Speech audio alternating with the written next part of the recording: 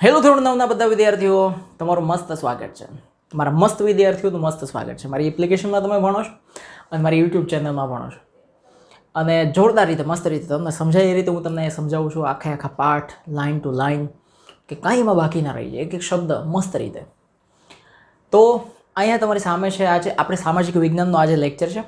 અને સામાજિક વિજ્ઞાનની અંદર આજે ચેપ્ટર 13 છે, જેનું નામ છે ભારત, સ્થાન, ભૂસ્તરીય રચના અને ભૂપૃષ્ઠ.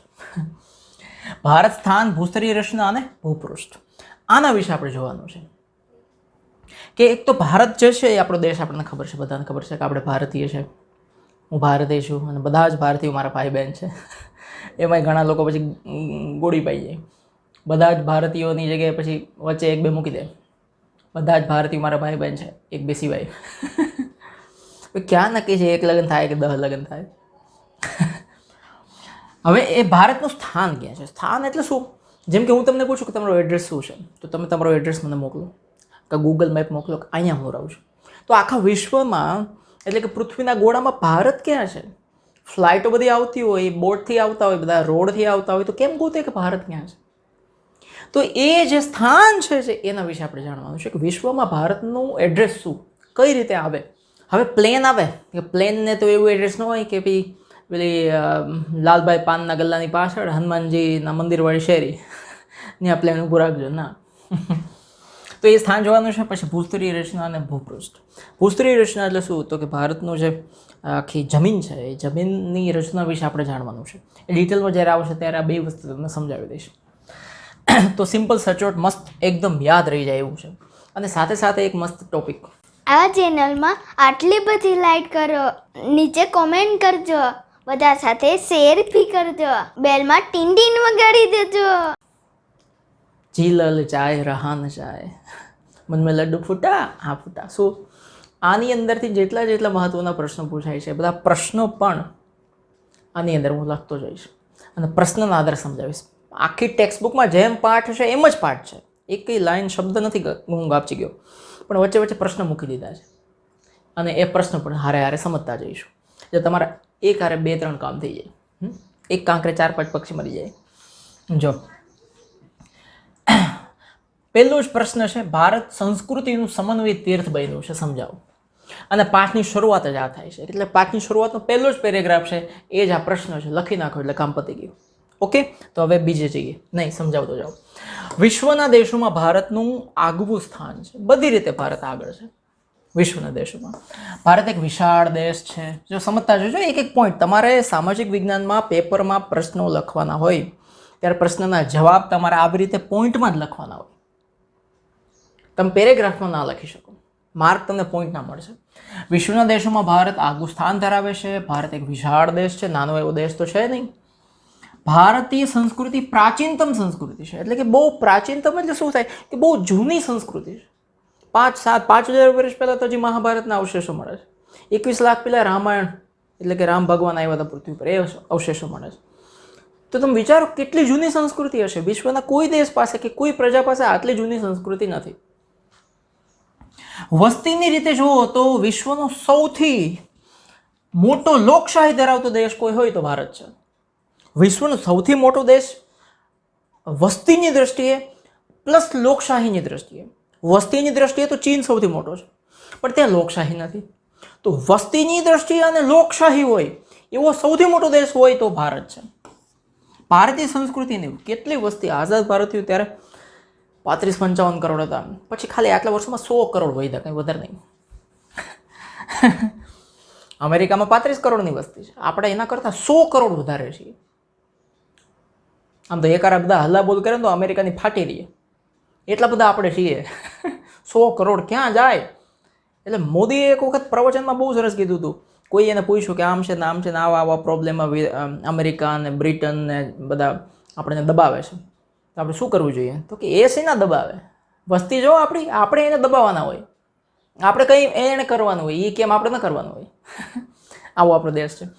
વિશ્વનો લોકશાહી ધરાવતો સૌથી મોટો દેશ વસ્તીની રીતે, કે આટલી મોટી કોઈ દેશમાં વસ્તી હોય અને લોકશાહી હોય નથી. ચીન છે, આપણા કરતાં વધારે વસ્તી ઉડાણી છે, પણ ત્યાં લોકશાહી નથી. ભારતીય સંસ્કૃતિની સમન્વયકારી ભાવનાએ કોઈ પણ ધર્મ, જાતિ કે પ્રજાને તરછોડી નથી કે ભાઈ તમારો ધર્મ આ છે, નીકળો ભારતથી બહાર, તમારી આવી જાતિ છે, નીકળો બહાર. એવી રીતે ધર્મ, જાતિ કે કોઈ પ્રજા વિદેશથી આવી હોય એને કાઢી મૂક્યું એવું નથી. આપણી સમન્વયકારી સંસ્કૃતિ છે. સમન્વયકારી એટલે શું કે બધાને સમાવી દે, બધાનો સમાવેશ કરી દે. માં છે ને ભારતમાં, આપણી માં હોય એના 4-5 બાળકો હોય, એક કાળું હોય, એક ગોરું હોય, એક ઠીંગણું હોય, એક મોટું હોય, એક જાડું હોય, એક પાતળું હોય, એક બુદ્ધિ વિનાનું હોય, એક બુદ્ધિવાળું હોય, એકને વધારે આવડતું હોય, એકને કાંઈ ન આવડતું હોય, બધા એના છોકરા હોય, છતાં એ બધા છોકરાને માં સાચવીને રાખે. એવી રીતે ભારતીય સંસ્કૃતિ છે, બધાને સાચવીને રાખે, કોઈને તરછોડે નહીં. ભારતે દરેક સંસ્કૃતિ પ્રજા માટે દ્વાર ખુલ્લા રાખે કર્યા છે. પેલા ડચ આવ્યા, હાલો આવો આવો. પોર્ટુગીઝ આવ્યા, હાલો કોઈ વાંધો નથી. બ્રિટિશ આવ્યા, ઓકે. મુગલ આવ્યા, ઓકે. બધા એને વેલકમ કર્યું, સ્વાગત કર્યું. પણ નખો દે બધા ભારતને લૂંટીને જતા રહ્યા. જેટલા લૂંટીને જતા રહ્યા એના પ્રમાણમાં આપ્યું છે એણે, એ બહુ કાંઈ ના કહેવાય યાર. હું તમારા ઘરમાં આવું ને તમે મારું સ્વાગત કરો, પછી હું તમારા ઘરમાં 25 કરોડ રૂપિયા ઉપાડીને જતો રહું અને પછી 1 કરોડનું કંઈક મસ્ત વસ્તુ સ્મારક બંધાવીને જાઉં, તો એ હું મેં આપ્યું કહેવાય? શું તમારી પ્રજા ભવિષ્યમાં એમ યાદ રાખે, ઓહો આણે તો 1 કરોડની વસ્તુ આપી હતી, પણ હા મેં 24 કરોડ લઈ ગયો એનું શું?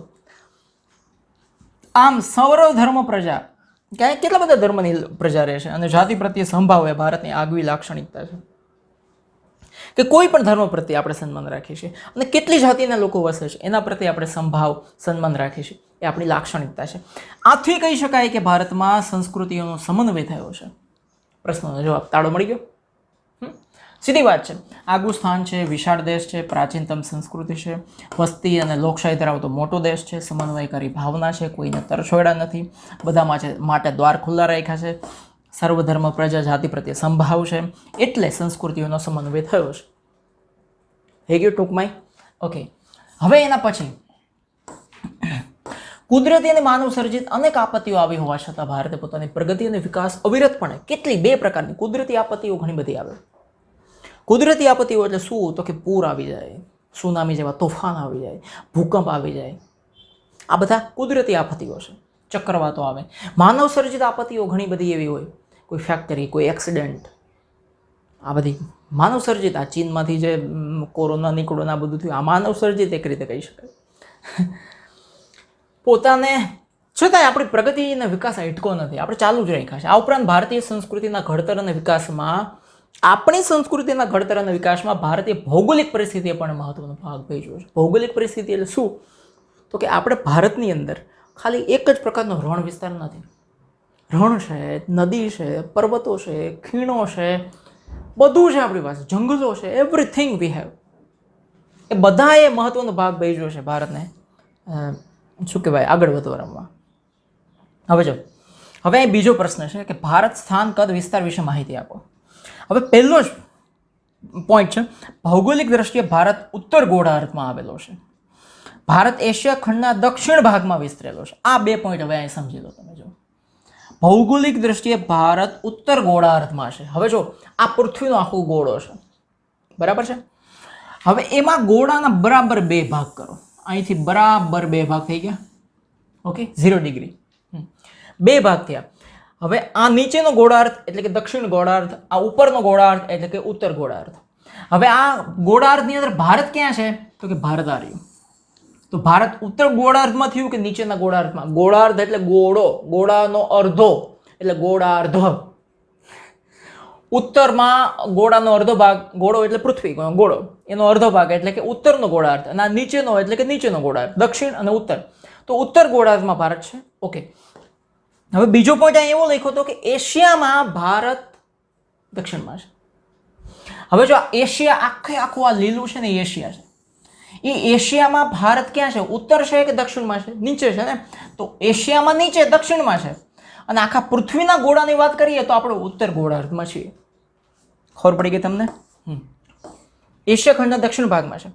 ભારતના મુખ્ય ભૂમિખંડનો વ્યાપ એટલે કે ભારત દેશ જે છે આખો, એ લોકેશન, હવે એક્ઝેક્ટ લોકેશન ઉપર આપણે જઈશું. ક્યાં છે? તો કે હવે જો અહીંયા લખ્યું છે 8, પછી અહીંયા મીંડું કર્યું છે 4 અને પછી અહીંયા ડેશ કર્યો છે, બરાબર. હવે આ જે મીંડું છે એને કહેવાય ડિગ્રી. શું કહેવાય? ડિગ્રી. અને આ જે ડેશ છે એને કહેવાય મિનિટ. શું કહેવાય? મિનિટ. જો એવા 2 ડેશ હોય તો એને કહેવાય સેકન્ડ. શું કહેવાય? સેકન્ડ. એટલે આને શું વંચાય? 8 ડિગ્રી 4 મિનિટ ત્યારથી લઈને 37 ડિગ્રી 6 મિનિટ ઉત્તર અક્ષાંશ વૃત્ત અને 68 ડિગ્રી 7 મિનિટથી લઈને 97 ડિગ્રી 25 મિનિટ પૂર્વ રેખાંશ વૃત્ત વચ્ચે આવેલો છે દેશ. હવે જો અક્ષાંશ વૃત્ત અને રેખાંશ વૃત્ત એટલે શું? જો આ પૃથ્વીનો ગોળો છે, બરાબર? હવે એમાં આ જે આડી લાઈનો દેખાય તમને, આડી લાઈનો,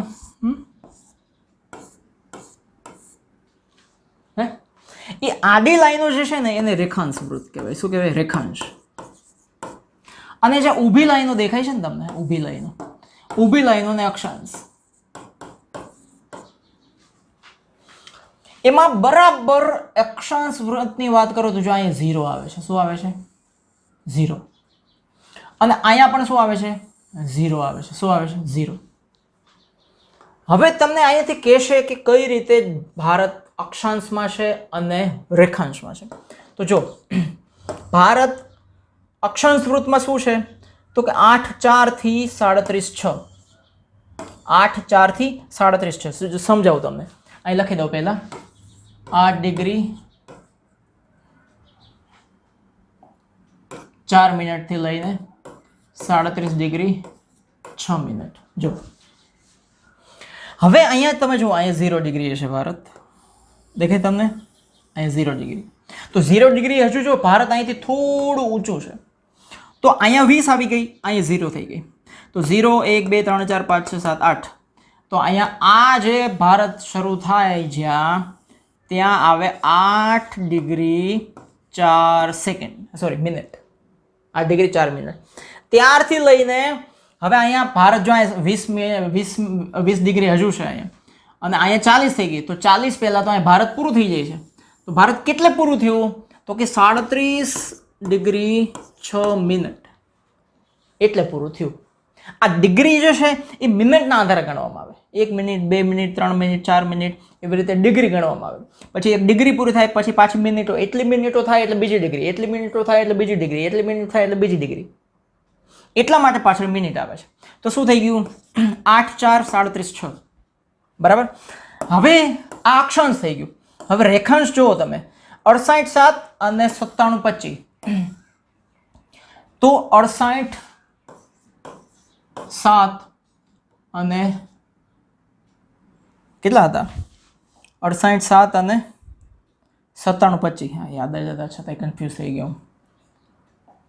68 7 અને 97 25. 68 ડિગ્રી 7 મિનિટ, 97 ડિગ્રી 25 મિનિટ.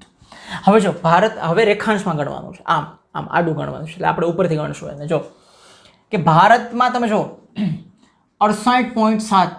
તો અહીંયા તમે જો અહીંયા 0 છે. તો 0માં તો ભારત આફ્રિકા આપી જાય છે. અહીંયા 20માં આફ્રિકા છે. અહીંયા 20 30 40 20 નો ગાળો છે. અહીંયા 40માં હજી આફ્રિકા છે. અહીંયા 60માં હજી આફ્રિકા છે. આફ્રિકા નહીં, પછી આગળનો દેશો બધા આવી ગયા. હવે 68 છે. તો 60 પછી 70 80 નથી, સીધું અહીંથી છે પછી 68 છે. તો અહીંયા આવે છે 68 ડિગ્રી 7 મિનિટ ત્યારથી ભારત શરૂ થાય અહીંયા, અને 97 ડિગ્રીએ પૂરું થાય છે. ક્યાં? તો અહીંયા 100 આવી ગયું. 100 એ તો ભારત જતું નથી. 100 પહેલા અહીંયા આવી જાય છે 97 ડિગ્રી 25 મિનિટ. ત્યાં ભારત પૂરું થઈ ગયું. આટલું થઈ ગયું. આ એક્ઝેક્ટ લોકેશન પ્લેનની અંદર કે હેલિકોપ્ટર્સની અંદર કે ફાઇટર પ્લેનની અંદર આ લોકેશન હોય કે એક્ઝેક્ટ અહીંયા. એમાંય પાછું દિલ્હી મુંબઈ ક્યાં જવું છે એક્ઝેક્ટ એ લોકેશન નાખે એટલે સીધું એ ડિગ્રી પ્રમાણે પ્લેન સીધું ત્યાં ઊભું રહે. ત્યાં પછી કંઈ મંદિરની બાજુમાં ઊભું રાખજો એવું ના આવે. ખબર પડી ગઈ તમને? તો આ તમને પૂછાઈ શકે. 8 ડિગ્રી 4 મિનિટ ત્યારથી લઈને 37 ડિગ્રી 6 મિનિટ ઉત્તર અક્ષાંશ વૃત્ત, અને 68 ડિગ્રી 7 મિનિટથી લઈને 97.25 ડિગ્રી પૂર્વ રેખાંશ વૃત્ત.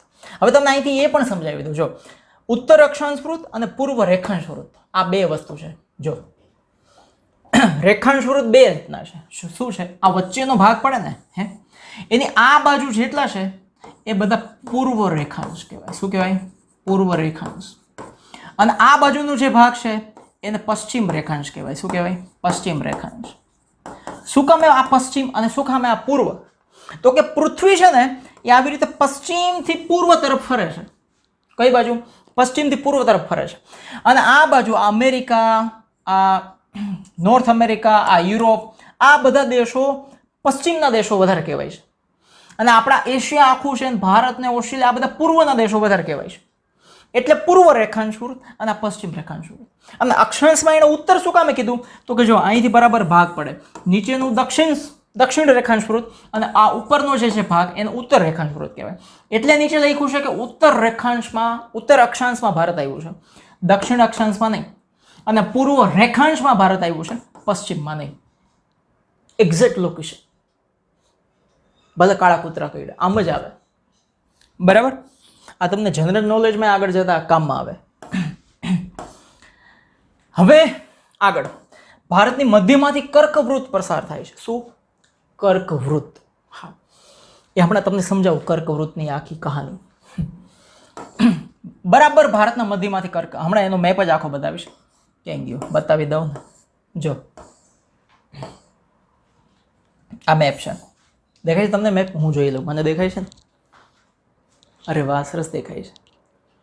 કોઈ વાંધો નથી બકા. જો આ જે છે ને બરાબર લાઈન, આ લાઈન કર્કવૃત્તની છે. આ કર્કવૃત્ત ગુજરાતમાંથી પાસ થાય છે. મહેસાણા હાઈવે ઉપર તમે જાઓ તો ત્યાં લખ્યું છે એક બોર્ડ જ આખું કે અહીંયાથી કર્કવૃત્ત પસાર થાય છે. મેં એક ફોટો ત્યાં પાડેલો પણ અત્યારે મળતો નથી, અંદર બતાવો તમે.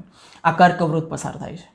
સો કર્કવૃત્ત બરાબર ભારતના મધ્યમાંથી. જો બે ભાગ પાડી દીધા એને. એકદમ વચ્ચેથી પસાર થાય. હમણાં કર્કવૃત્તની આખી ડિટેલ તમને કહું. કર્કવૃત્ત ક્યાંથી પસાર થાય છે? તો કે 23 ડિગ્રી 3 મિનિટ ઉત્તર અક્ષાંશ વૃત્ત પર આવેલ છે. એટલે 23 ડિગ્રી એટલે હવે તમને ખબર પડી જાય ને, 20, 21, 22, 23 ડિગ્રી એટલે કે અહીંયાથી પસાર થાય છે. બરાબર જો અહીંયાથી પસાર થાય કર્કવૃત્ત. એટલે કે બરાબર ભારતનો મધ્ય ભાગ છેદી નાખે. જો કર્કવૃત્ત પછી આ તો વચ્ચેનો ભાગ છે બરાબર પૃથ્વીના ગોળાનો. એની નીચે જે આ છે અહીંયા, આ જે છે મકરવૃત્ત પસાર થાય છે. મકરવૃત્ત. શું? મકરવૃત્ત. આને શું કહેવાય? કર્કવૃત્ત. હવે જો એમાં મકરવૃત્તની ખાસ અહીંયા કંઈ ઇન્ફોર્મેશન આપી નથી, કારણ કે ભારતમાંથી પસાર નથી થતું. શું માથાકૂટ કરવાની? ઓસ્ટ્રેલિયા આપણે ભવિષ્યમાં ભણવા જશું તો કદાચ ત્યાંથી પસાર થાય તો જોશું. કર્કવૃત્ત એટલે શું? તો જો સૂર્ય છે ને 21 જૂનના દિવસે બરાબર સૂર્ય ભારતમાં, એટલે કે આ કર્કવૃત્તની જે લાઈન છે, આ બધી લાઈનો ખરેખર લાઈન નથી હો, કાલ્પનિક રેખાઓ છે, બધી લાઈનો છે. બરાબર 21 જૂને સૂર્ય અહીંયા આવે. એટલે કે 21 જૂને આપણે યોગ દિવસ ઉજવીએ છીએ. ત્યારે સૌથી વધારે ગરમી લાગે. પછીના 4 મહિનાની અંદર ટ્રાવેલ કરતો કરતો વચ્ચેના ભાગમાં સૂર્ય આવે. પછીના ચોથા મહિને સૂર્ય અહીંયા આવે એટલે લગભગ 22 ડિસેમ્બર હોય. બરાબર? જૂન, જુલાઈ, ઓગસ્ટ, સપ્ટેમ્બર, ઓક્ટોબર, નવેમ્બર અને ડિસેમ્બર થઈ ગયું. 22 ડિસેમ્બર અહીંયા આવે ત્યારે આ ભાગની અંદર સૌથી વધારે તડકો હોય. તો હવે આ કર્કવૃત્ત નામ કેમ પડ્યું? તો છે કર્ક જે છે ને, કર્ક રાશિ કહેવાય. ખબર છે? એની નિશાની હોય કાચિંડો, વીંછી જેવો કાચિંડો હોય. હા, એ છે ને એક તારાઓનો સમૂહ છે. અવકાશી અંદર નક્ષત્રો જેને જોતા આવડતા હોય, જ્યોતિષમાં જેને ખબર પડતી હોય એને ખ્યાલ હોય. આખો તારાઓનો સમૂહ છે. કેન્સર જેને ઇંગ્લિશમાં કહેવાય. કેન્સર એટલે પેલો રોગ થાય એ નહીં. હા, એ કેન્સર એને કહેવાય. કેન્સર એ તારાઓનો સમૂહ જે છે એને કર્ક નક્ષત્ર કહેવાય છે. એ આખો આમ વાય જેવા આકારની અંદર શેપમાં હોય. એ આખો તારાઓનો સમૂહ છે. એ તારાઓનો સમૂહ જ્યારે આ માપવામાં આવ્યું કે સૂર્ય અહીંયા છે, ત્યારે અહીંયાથી પછી ઉપર સૂર્ય નથી જતો. સમજો. એટલે સૂર્ય અહીંયા આવીને જ અટકી જાય છે. એટલે આ છે ને એ ઉત્તર એકદમ ધ્રુવ કહેવાય, આ દક્ષિણ ધ્રુવ કહેવાય. એટલે કે અહીંયાથી ઉપર સૂર્ય જતો નથી. અહીંયા મેક્સિમમ આવીને પાછો સૂર્ય અહીંયા આવી જાય. સૂર્ય અહીંયા આવે, અહીંથી પછી નીચે જતો નથી. સૂર્ય પાછો આટલામાં જ આટામાં આની બહાર સૂર્ય કોઈ દિવસ જાય જ નહીં. એટલે અહીંયા સૂર્ય આવે એટલે ત્યારે આ બાજુના ભાગમાં થોડી વધારે ગરમી હોય, પણ જ્યારે સૂર્ય ડાઉન જાય ત્યારે આ બધો ભાગ થીજી જાય. એટલે કે અમેરિકા, યુરોપ, એશિયા, રશિયા અહીંયા આવે એ બધા જ ખંડોની અંદર, એના દેશોની અંદર સૌથી વધારે ઠંડી પડે છે, થીજેલા દેશો હોય. એવી જ રીતે આ એન્ટાર્કટિકા આ બધું થીજેલું વધારે હોય છે. જ્યારે ઓસ્ટ્રેલિયાની અંદર અને ભારતની અંદર એટલી બધી ગરમી વધારે પડે છે અને ઠંડી એટલી બધી નથી પડતી, કારણ કે સૂર્ય આટલામાં જ આટા મારે જો. એટલે અહીં સૂર્યપ્રકાશ જાય પણ કેટલો જાય? ઓછો જાય, કારણ કે આડા કિરણો જાય ને. ખબર પડી ગઈ તમને? ઓકે. તો કર્કવૃત જ્યારે સૂર્ય અહીંયા આવ્યો ને બરાબર ત્યારે જોયું કે હવે અહીંથી આગળ જતો નથી, અને અહીંયા આવ્યો ત્યારે નક્ષત્રો, જે આ તો બધું બહુ વર્ષો પહેલા ભારતીય શાસ્ત્રોમાં લખાયેલું છે, ત્યારે એને કર્ક નક્ષત્રોની અંદર, કર્ક તારાઓનો જે આખો સમૂહ છે ત્યાં હતો સૂર્ય. એટલે એ આખી લાઈન, એ આખો એરિયા કર્કવૃત તરીકે ઓળખાવા માંડ્યો. ખબર પડી ગઈ ને તમને? હાવ આસાન. આ કર્કવૃતની કહાની છે. બરાબર. કર્કવૃત દેશને બે ભાગમાં વિભાજિત કરે છે, એ ખબર પડી ગઈ તમને. કર્કવૃતનો ઉત્તર ભાગ વધુ પૂર્વ પશ્ચિમ દિશાઓમાં ફેલાયેલો છે. અહીં વિશાળ મેદાનો, હિમાલયની પર્વત શ્રેણી છે, ખબર છે આપણને. કર્કવૃતથી દક્ષિણે આવેલું ક્ષેત્ર ત્રિકોણ આકાર ધરાવે છે. જો કર્કવૃતથી દક્ષિણે અહીંયાથી બરાબર વચ્ચેથી કર્કવૃત પસાર થયું, જો આ થયું, એની દક્ષિણમાં આ ત્રિકોણ થઈ ગયો ને, જોયો તમે ભારતના દેશનો. જેમ જેમ નીચે જતો જાય એમ સંકળાતું જાય છે, જો જમીન આખું. એટલે આને દ્વિકલ્પ કહેવાય. શું કહેવાય? દ્વિકલ્પ. દ્વિકલ્પ એને કહેવાય કે જેની ત્રણ બાજુ પાણી હોય, એવા પ્રદેશને દ્વિકલ્પ કહેવાય, જેને ઇંગ્લિશમાં પેનિન્સ્યુલા કહેવાય. ઓકે, ખબર પડતી જશે તમને, એવું માનું છું. તેનો દક્ષિણ તરફનો ભૂભાગ સાંકડો થતો જાય છે, એ આપણે જોયું. આ મુખ્ય રીતે દ્વિકલ્પીય ઉચ્ચ પ્રદેશનો ભાગ છે. તેમાં પૂર્વ તથા પશ્ચિમ કિનારાના સાંકડા મેદાનોનો સમાવેશ થાય છે. ત્યાં સાંકડા મેદાનો પણ છે. ખ્યાલ આવી ગયો તમને? શું ભારત સ્થાન, કદ, વિસ્તાર વિશે માહિતી આપો. એ અહીંયા સુધીની માહિતી પૂરી થઈ ગઈ. શું માહિતી હતી? જો પહેલાં તો ઉત્તર ગોળાર્ધમાં છે, આપણે એશિયા ખંડના દક્ષિણ ભાગમાં છે. વ્યાપ 8, 4, 37, 6 અક્ષાંશ વૃત્ત, 68, 7, 97, 25 રેખાંશ વૃત્ત, મધ્યમાંથી કર્કવૃત્ત 23 ડિગ્રી 3 મિનિટ ઉત્તર અક્ષાંશ વૃત્ત પર આવેલ છે કર્કવૃત્ત. કર્કવૃત્ત દેશને બે ભાગમાં વિભાજિત કરે છે. પૂર્વ પશ્ચિમમાં વધારે ફેલાયેલું છે, એમાં વિશાળ મેદાનો, હિમાલય આવી જાય. દક્ષિણે આવેલું ક્ષેત્ર ત્રિકોણ આકાર છે. દક્ષિણ તરફનો ભૂભાગ સાંકડો થતો જાય છે. મુખ્યત્વે દ્વિકલ્પી ઉચ્ચ પ્રદેશનો ભાગ છે. પૂર્વ અને પશ્ચિમના કિનારાના સાંકડા મેદાનો પણ ત્યાં છે દક્ષિણમાં. હવે જો ભારત દેશના અક્ષાંશીય અને રેખાંશીય વ્યાપ લગભગ બંને સરખા છે. બરાબર. એટલે શું? તો કે જો આ ભારતને અહીંથી આમ માપો, અહીંથી આમ માપો, એ લગભગ બંને સરખું થાય છે.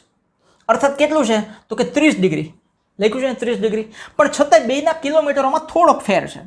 તમે એકદમ ઉપર લદ્દાખ જતા રહો, જમ્મુ કાશ્મીરમાં લદ્દાખ જતા રહો, લદ્દાખથી કન્યાકુમારી રેન્જ રોવર ગાડી લઈને મંડી પડો. મસ્ત ગાડી આવે, ટોપ રેન્જ રોવર, એના કરતાં સારી ગાડી હોય તો એ લઈ લઈએ આપણે, આપણને કાંઈ વાંધો નથી. મને રેન્જ રોવર ગમે એટલે આપણે રેન્જ રોવર ગાડી લઈને લદ્દાખથી કન્યાકુમારી નીકળી જાય એટલે ઉત્તરથી દક્ષિણની લંબાઈ થાય 3214 કિલોમીટર.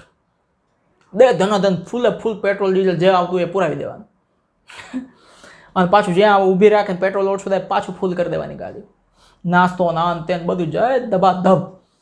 તો 3214 કિલોમીટર થાય. એવી જ રીતે આપણે ગુજરાતથી શરૂ કરીએ. આપણે ગુજરાતમાં જ અત્યારે બેઠા છીએ, અહીંથી રેન્જ રોવર ભગાવીએ અને પૂર્વમાં અરુણાચલ પ્રદેશ છે, જે બ્રહ્મપુત્ર નદી એન્ટર થાય છે. એ અરુણાચલ પ્રદેશ સુધીનો વિસ્તાર 2933 કિલોમીટરનો છે 30 ડિગ્રી જેવું. બંને સરખો ભાગ છે, પણ આ 3200 2900 બરાબર, લગભગ 300 કિલોમીટર જેવો આસપાસ ફેર પડે. રેખાંશીય તફાવતને કારણે, હવે રેખાંશના તો તફાવત છે કે ભારત રેખાંશમાં ક્યાંથી શરૂ થાય છે? જો એ તમને અહીંયા વાત થઈ ને કે 68 ડિગ્રીથી 68 ડિગ્રી 7 મિનિટથી શરૂ થાય તો 97 ડિગ્રી, એટલે 68, 78, 88 અને 97 બરાબર. 68 થી 78 30 ડિગ્રીનો ફેર પડે. એટલે જ અહીં લખ્યું છે ને કે 30 ડિગ્રીનો ફેર છે. તો 30 ડિગ્રી જે છે ને એ 30 ડિગ્રીના તફાવતને કારણે પૂર્વ અને પશ્ચિમ, એટલે કે ગુજરાતથી તમે અરુણાચલ પ્રદેશ સુધી જાઓ તો દૂરના સ્થળોમાં સ્થાનિક સમયમાં 2 કલાકનો તફાવત છે. એટલે કે 5 વાગે જો ત્યાં આપણે 7 વાગે સૂર્ય ઉગે ને, દેખાય સૂર્ય બહાર આવતો, તો 5 વાગે અરુણાચલમાં ઉગી જાય, 5 થી 6, 6 થી 7. આપણે અહીંયા અંધારામાં જે ગોટાણા હોય ત્યાં એ લોકોને સૂર્ય ઉગી જાય. આ 2 કલાકનો ફેર પડે. જે સમયે અરુણાચલ પ્રદેશના પૂર્વ ભાગમાં સૂર્યોદય થાય છે એ જ સમયે પશ્ચિમ એટલે કે ગુજરાતમાં હજુ આપણે ઘોટાણા હોય, રાત હજી બાકી હોય.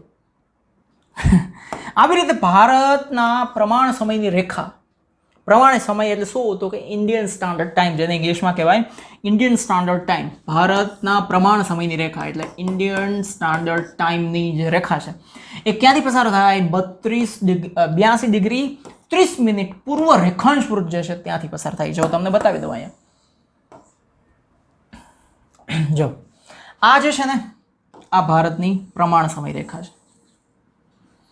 અહીંયા 80 છે, અહીંયા 84 છે, એટલે કે અહીં શું લખ્યું છે 82 ડિગ્રી 30 મિનિટ. ત્યાંથી આ રેખાંશ સમય રેખા પસાર થાય. 5 રાજ્યોમાંથી પસાર થાય છે. કેટલા? 5 રાજ્યો. ખ્યાલ આવી ગયો તમને? તેનો સ્થાનિક સમય જ સમગ્ર ભારતનો પ્રમાણ સમય માનવામાં આવે છે. તેનો સ્થાનિક સમય એ જ ભારતનો ટાઈમ. ઓકે, હવે અહીંયા તમને પૂછશે કે ભારતનો કુલ વિસ્તાર કેટલો છે, એટલે કે ભારત આખું જે ભારત છે ને એ કેટલા વિસ્તારની અંદર ફેલાયેલું છે. આપણે ફ્લેટ લઈએ તો એના સ્ક્વેર કિલોમીટરમાં આપીએ ને, સ્ક્વેર કિલોમીટર શું સ્ક્વેર મીટરમાં આપીએ, કિલોમીટરમાં તો શું હોય સ્ક્વેર મીટર. તો અહીં ચોરસ મીટર એટલે કે સ્ક્વેર કિમી. આખો ભારત કેટલો છે? 32.8 લાખ ચોરસ કિલોમીટરમાં ફેલાયેલો છે. ક્ષેત્રફળની દ્રષ્ટિએ એટલે કે વિસ્તારની દ્રષ્ટિએ ભારત વિશ્વમાં 7મા ક્રમે છે. વસ્તીની દ્રષ્ટિએ 2જા ક્રમે છે. ક્ષેત્રફળની દ્રષ્ટિએ, વિસ્તારની દ્રષ્ટિએ 7મા ક્રમે છે. વસ્તી અને સૌથી મોટી લોકશાહીની દ્રષ્ટિએ આપણે નંબર 1 છીએ. ગમે ત્યાંથી નંબર 1 તો થઈ જ જવાનું. ભારત વિશ્વના ભૂમિ ભાગ ક્ષેત્રના એટલે કે આખા વિશ્વમાં જે 100% જમીન છે એ 100% જમીનમાંથી 100% જમીનમાં તો 200 જેટલા દેશ ગુડાણા છે. એમાંથી આપણે કેટલા દેશ, આપણા ભાગમાં કેટલી જમીન આવે છે? તો કે 2.42% જમીન છે આપણી. તોય આપણે 7મા ક્રમે છીએ. તો જે 50માં 100માં 200માં ક્રમે હશે એના ભાગમાં શું આવતું હશે? ટીલું ટપકું ભૂંભો. હવે આપણે 7મા ક્રમે છીએ વિસ્તારની દ્રષ્ટિએ, સૌથી મોટા દેશની દ્રષ્ટિએ. તો વિશ્વના 6 જે દેશો ભારતથી મોટા છે એ કયા કયા? તો કે સૌથી મોટો રશિયા, પછી કેનેડા. તમને ખબર છે? રશિયા જવા દો, કેનેડા છે એની વસ્તી કેટલી છે? કેનેડાની વસ્તી છે કરીબ 3 કરોડ. ગુજરાતમાં 6 કરોડ છે આપણે. કેનેડાની વસ્તી 3 કરોડ છે અને વિશ્વનો સૌથી બીજા નંબરનો મોટો દેશ. અને ભારતની અંદર દર વર્ષે 2.5 કરોડ જેટલી વસ્તી તો 2 કરોડ જેટલી વસ્તી તો ઉમેરાઈ જાય છે, નવી વસ્તી આવે છે. એટલે કે દર વર્ષે આપણે એક નવું કેનેડા કે ઓસ્ટ્રેલિયા બનાવીએ છીએ. પછી ત્રીજો આવે અમેરિકા, પછી ચીન આવે, પછી બ્રાઝિલ આવે અને પછી ઓસ્ટ્રેલિયા આવે. ઓસ્ટ્રેલિયામાં 2.5 કરોડ જ વસ્તી છે. એટલા તો દર વર્ષે આપણે બાળકો જન્મે છે. એટલે કે દર વર્ષે નવું ઓસ્ટ્રેલિયાનું કેનેડા આપણે બનાવીએ જ છીએ. તો પેલું રશિયા, કેનેડા, યુએસ એટલે કે અમેરિકા, ચાઇના, બ્રાઝિલ, ઓસ્ટ્રેલિયા અને પછી 7મા ક્રમે ભારત છે. ખબર પડી ગઈ તમને? ભારતનો ભૂમિ ભાગ એશિયા ખંડની દક્ષિણ તરફ આવેલો છે. એ આપણે ઉપર જોઈ લીધું. એશિયામાં આપણે નીચે છીએ. તેની ઉત્તરમાં ઊંચી પર્વત શ્રેણી એટલે કે હિમાલય ફેલાયેલો છે. ભારતની ઉત્તરમાં હિમાલય ફેલાયેલો છે. કિલોમીટરોની લંબાઈમાં પૂર્વ દિશામાં પથરાયેલી છે, ઢગલાબંધ. તેના કારણે તિબ્બત એટલે કે ટિબેટ આવે ને ઉપર, અને ચીન સાથે આવન જાવન કેવળ ઊંચાઈ આવેલા પર્વતીય ઘાટ મારફતે શક્ય છે. સારું છે ને હિમાલય છે, તો ચીનના તો ત્યાંથી નહીં ઘૂસી જાય છે. અરુણાચલમાંથી બધે નથી ઘૂસતા. એ ઘૂસ મારે અહીંયા એનો બાપાનો ડાયટો છે, કાંઈ તો ડાબલો ડાયટો આપણે એમ કહીએ ગુજરાતીમાં, ઘૂસી જાય. સારું નહીં હિમાલય છે એટલે ત્યાં તો ઘૂસવા આવે તો થઈ જાય ઉપર. ચીનો આવે એંગો ચેંગો પો થઈ જાય એનો. એટલે આવન જાવન જો ચીન હારે ને તિબેટ હારે કરવી હોય તો ઉપર હિમાલયમાંથી આવી શકાય અને ત્યાંથી જ જવાની પૂરી ઘટના.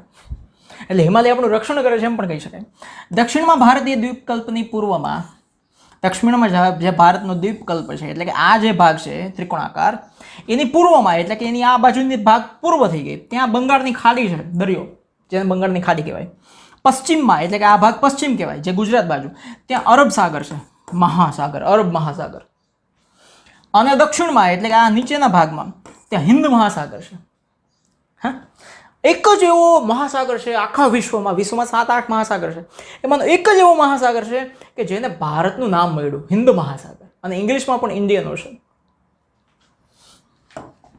આ સમુદ્રનો જળમાર્ગ તરીકે ઉપયોગ થાય છે. આ બધાનો, બંગાળની ખાડી, અરબ સાગર અને હિન્દ મહાસાગર, જળમાર્ગ, હોડીઓ, બોટ, સ્ટીમર બધું ચલાવી શકાય. જમીન માર્ગો પર્વતીય અવરોધોથી ઘેરાયેલા હોવા છતાં જમીન માર્ગ આપણા જેટલા છે એ બધી જ જગ્યાએ પર્વતો છે, કારણ કે આ અહીંયા પર્વત છે, આ બધા પર્વતો જ છે. છતાં બહારથી આગમન થયેલા, છતાં ભારતની બહારથી જેટલા આવ્યા, બરાબર, પોર્ટુગીઝ સૌથી પહેલાથી લઈને પછી છેલ્લે અંગ્રેજો સુધી બધા આવ્યા, એ બધાને આપણે સ્વીકાર્યા કે આવો આવો ખાઓ, હાલો ભેળ ખાય, દાબેલી ખાય, હાલો હાલો, અને તેઓ ભારતીય સમાજમાં ભળી ગયા. હવે તમને ત્રીજો પ્રશ્ન એવો આવે કે ભારતનું પૂર્વ ગોળાર્ધમાં મોકાનું સ્થાન છે. મોકનું લખ્યું છે પણ મોકાનું સ્થાન છે. શું કામ એ કે આપણે પૂર્વ ગોળાર્ધમાં છીએ, ખબર છે ને, 2 ભાગ પાડ્યા હતા, એમાંથી આપણે ઉપરના ગોળામાં છીએ, તો ત્યાં મોકાનું સ્થાન ભારતનું શું કામ એ? જો ભારત પૂર્વ ગોળાર્ધમાં મોકાનું તથા વ્યૂહાત્મક સ્થાન ધરાવે છે. સમજાવો, આ પણ કહી શકાય પ્રશ્ન. શું કામે? પ્રાચીન કાળમાં પરસ્પર સંબંધોને વિકસાવવામાં સમુદ્રોનું, પહેલાના સમયમાં તો રોડ હતા નહીં, પ્લેન હતા નહીં, હેલિકોપ્ટર હતા નહીં, કાંઈ નહોતું, નહોતા જીમેલ, નહોતા વોટ્સઅપ, કાંઈ નહીં. તો સમુદ્રના માર્ગે થઈને જ એક બીજી જગ્યાએ વાહન વ્યવહાર થતો અને વસ્તુઓ પહોંચાડાતી અને મંગાવાતી. તો ત્યારે આવી રીતે સંબંધો કેળવાતા અને વિકસાવાતા. હિન્દ મહાસાગરના શીર્ષસ્થ સ્થાને, શીર્ષ એટલે હિન્દ મહાસાગરના ઉપર ભારત છે, નીચે હિન્દ મહાસાગર છે અને એની ઉપર ભારત છે. પૂર્વમાં પૂર્વ આફ્રિકા, એટલે કે આ બાજુનો આફ્રિકા, જો હું તમને કહી દઉં, બધું સમજાવું. હારે જો આ હિન્દ મહાસાગર છે, એની ઉત્તરમાં એટલે શીર્ષસ્થ માથા ઉપર ભારત છે. આ આખું છે ને પૂર્વ આફ્રિકા છે, જોયું. પશ્ચિમ એશિયા, એશિયાનો આ બધો ભાગ છે, પણ એનો પશ્ચિમનો ભાગ, આ બાજુનો ભાગ, ઓલી બાજુનો નહીં, આ બાજુનો ભાગ, એટલે કે પશ્ચિમ એશિયા થઈ ગયું. પછી આ દક્ષિણ એશિયા, નીચેનો ભાગ દક્ષિણ એશિયા, અને દક્ષિણ પૂર્વ એશિયાના દેશો, આ દક્ષિણ અને એની પૂર્વ, આ બાજુના બધા દેશો સાથે સમુદ્ર માર્ગો દ્વારા ભારતનો સંબંધ પહેલેથી છે. આ પૂર્વ આફ્રિકા, પછી પશ્ચિમ એશિયા, દક્ષિણ એશિયા, પછી આ પૂર્વ અને દક્ષિણ એશિયા, આ બધા દેશો સાથે આપણે પહેલેથી સમુદ્ર માર્ગે કંઈક ને કંઈક વસ્તુઓ પાર લઈ જઈને ઢોકળા અને લાઈવ ઢોકળા બધું મોકલતા, મંગાવતા, મરી મસાલા જે હશે. એનું પરિણામ શું થયું? પરિણામે ભારતે આ દેશોની સાથે ઘનિષ્ઠ સાંસ્કૃતિક અને વ્યાપારિક સંબંધો પોતાના વિશિષ્ટ સ્થાનને કારણે વિકસાવ્યા. આપણે એવી જગ્યાએ કે આપણી આજુબાજુમાં બધા દેશો, અને બધા દેશો આપણા પગમાં પડવા આવે. પગમાં પડવા આવે એમ કેમ કહી શકાય? કારણ કે જો આપણી જગ્યા ક્યાં છે, અહીંયા બધા અહીંયા આવે, બધા અહીંયા આવે, એ બા માં ભારતમાં કંઈક આપો, એ હા માં હા, એટલે બધાની સાથે આપણે સંબંધો મસ્ત થઈ ગયા. ભારતમાં હિન્દ મહાસાગરમાં કોઈ પણ દેશની તટીય સીમા ભારત જેવી નથી. તટીય સીમા એટલે કે સમુદ્ર સીમા, આટલો બધો સમુદ્ર એકેય દેશ પાસે એવું નથી. છે તો હવે આટલો દેશ હોય, શું કરે? હારા એવા મોજા આવે તો દેશ જ આવું ખોગડી જાય, કાલ સવાર છાપામાં આવે કાંઈ એક દેશ હતો, હવે નથી. ભારતમાં આ મહત્વના સ્થાનને કારણે એક મહાસાગરનું નામ હિન્દ મહાસાગર રખાયું છે, જે મેં તમને કહી દીધું. એટલે કહી શકાય કે ભારતનું પૂર્વ ગોળાર્ધમાં મોકાનું સ્થાન છે. હવે અહીંયાથી નવો પ્રશ્ન શરૂ થાય છે કે સુએઝ નહેર શરૂ થવાથી ભારતને કયો લાભ થયો છે? આ પણ એક પ્રશ્ન છે. બીજો, ભારતનો આંતરરાષ્ટ્રીય વેપાર કેમ સરળ બન્યો છે? જોયું તમે? હા, હવે તમને સુએઝ કેનાલ શું છે એ કહી દઉં. જો આ છે ને ભારત દેશ છે, દેખાયું તમને? હા. હવે ભારત દેશથી આ લંડન એટલે કે અહીં યુરોપ આવે, મરી મસાલા મોકલતા. શું મોકલતા? મરી મસાલા. એ લોકો જે કંઈ પણ ખાય એમાં આપણા મરી મસાલા વાપરતા. આજે પણ ભારતીય મરી મસાલાની વિશ્વના માર્કેટમાં ડિમાન્ડ છે. મસાલા કોના? તો કે ભારતના. આપણે અહીંયા રસોઈઓ જોવો ને, સવારમાં નાસ્તા કેટલી પ્રકારના થાય. 18 જાતના તો થેપલા બને, 50 જાતની ચટણીઓ બને, 200 જાતના પાપડ બને, ખમણ, ઢોકળા ને ઇડલી, નાન, તો કેટલું મસાલા વગર બને ના. તો એ મસાલા જતા હતા અહીંયા લંડન, પણ કયા? પૃથ્વી જમીન માર્ગે જતા હતા અને સમુદ્રના માર્ગે જતા હતા. હા, થયું શું કે અહીંયા વચ્ચે પેલા પાઠમાં આપણે ભણ્યા હતા કે ઇસ્તંબુલ ઉપર અટક કરીને એ રસ્તો બંધ કરી દીધો, જમીન માર્ગનો રસ્તો. સમુદ્ર માર્ગે તો ક્યાં જતા હતા? જમીન માર્ગનો રસ્તો બંધ કરી દીધો. એટલે જમીન માર્ગનો રસ્તો બંધ થઈ ગયો એટલે અહીંથી જે સીધું જતું તે બધું બંધ થઈ ગયું. હવે આ લોકોને મસાલા વગર હાલે એમ હતું નહીં. એટલે ભાઈ ગોતતા પેલો વાસ્કો દી ગામા એની વાઈફ કે તું જામાં, વાસ્કો દી ગામા એની વાઈફને કીધું મારા હમ ખામાં, મસાલો નાખ્યો તે ચામાં. અહીંથી ગોતતો અહીં ભારત આવ્યો. પછી વેપાર જે થતો હતો ને અહીંથી આમ થતો હતો. હવે આ કેટલા કિલોમીટર લાંબુ છો, અહીંથી અહીંયા જવાય, અહીંથી આમ કેટલા કિલોમીટર લાંબુ થઈ જાય, લોચા થઈ જાય. પછી માણસની જો બુદ્ધિ કેવી, આ આખો જમીનનો ભાગ હતો. હું તમને હમણાં આખું સમજાવું છું. આખો જમીનનો ભાગ હતો. આર્યો જો ક્યાં ગઈ સુએઝ કેનાલ. હા જો આખો જમીનનો ભાગ હતો. આ જે છે ને રેડ સી, લાલ સમુદ્ર. શું? લાલ સમુદ્ર. આ છે મેડિટેરેનિયન સી, એટલે શું? ભૂમધ્ય સમુદ્ર. આ બધી જમીનો છે, બરાબર છે. અહીંયા પણ જમીન જ છે. હવે આટલી જમીન ખાલી તમે તોડી નાખો અને બે સમુદ્રને ભેગા કરી દો તો જે કિલોમીટરોનું અંતર છે ને એ ઓછું થઈ જાય. હવે કંઈ એમને એમ તો કંઈ બે જણા પાવડા લઈને ત્રિકમ લઈને મંડી પડે થાય નહીં. બધું સમજી વિચારી નાખો, પ્લાન બનાવવો પડે ને. એટલે આ સમુદ્ર અહીંયા આવે તો બધું વીખી નાખે. તો એવી ટોપ ટેકનોલોજીથી એ લોકોએ આ જમીનના ભાગને કાઢીને આ ભૂમધ્ય સમુદ્ર અને લાલ સમુદ્રને ભેગા કરી દીધા અને ત્યાં આખી કેનાલ બનાવી દીધી. આપણે ગુજરાતમાં અલગ અલગ જગ્યાએ કેનાલ હોય ને એવી આખી જબરદસ્ત મોટી કેનાલ બનાવી દીધી. મોટા મોટા શિપ એમાંથી જઈ શકે. એ સુએઝ કેનાલ છે. શું છે? Suez canal. કારણ કે ત્યાં એક સુએઝની ખાડી પણ છે અને અહીંયા સુએઝ આખું શહેર પણ છે. જેમ અમદાવાદ શહેર છે એવી રીતે સુએઝ શહેર પણ છે. એટલે એને સુએઝની કેનાલ, એટલે કે કેનાલ જ કહેવાય. શું કહેવાય? નહેર. હા, ખબર પડી તમને. આ સુએઝની નહેર અહીંયા શરૂ થઈ ગઈ. એટલે કે અહીંયા તો બધો દરિયો હતો જ, અહીંયા દરિયો હતો, પણ આટલી જમીન હતી એ જમીનને તોડીને ત્યાં આખી કેનાલ બનાવી દીધી. એટલે આ જો આખા હજારો કિલોમીટરનું અંતર કાપવું પડતું હતું એ અહીંથી સીધું થઈ ગયું. અને કેટલું અંતર ઓછું થઈ ગયું? જો આંતરરાષ્ટ્રીય જળમાર્ગો પર ભારતનું સ્થાન મહત્વનું છે. ખબર છે? 1869માં સુએઝ નહેર શરૂ થઈ છે, મેં તમને બતાવી. એનાથી ભારત અને યુરોપ વચ્ચેનું અંતર લગભગ 7000 કિલોમીટર ઘટી ગયું. વિચાર કરો, 7000 કિલોમીટર. પૂછાઈ શકે તમને એક માર્કની અંદર કેટલા કિલોમીટર ઘટી ગયું? 7000 કિલોમીટર. ક્યારે સુએઝની કેનાલ શરૂ થઈ? 1869માં.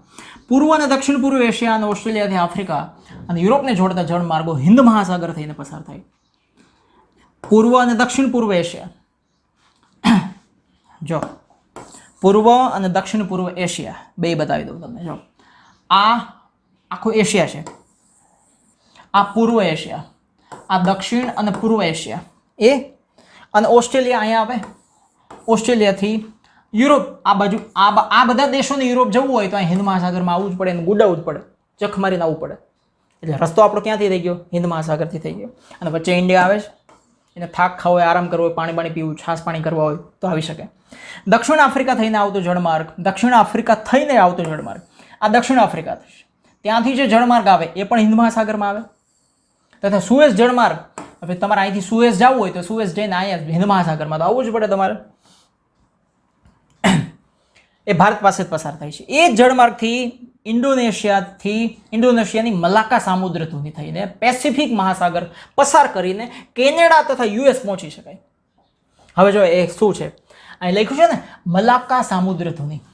સામુદ્રધુનીને ઇંગ્લિશમાં કહેવાય સ્ટ્રેટ, સ્ટ્રેટ ઓફ મલાક્કા. સ્ટ્રેટ એટલે શું? તો કે બે જમીનની વચ્ચે કુદરતી રીતે જે સાંકડો દરિયાઈ રસ્તો હોય કે પાણી દરિયાનું હોય એને કહેવાય સ્ટ્રેટ. આ જે છે ને એ મલાક્કાનો સ્ટ્રેટ છે. જો અહીંયા મલેશિયા દેશ છે, આ સિંગાપોર છે, આ એની વચ્ચે જો અહીંયા સાંકડો સમુદ્ર માર્ગ છે.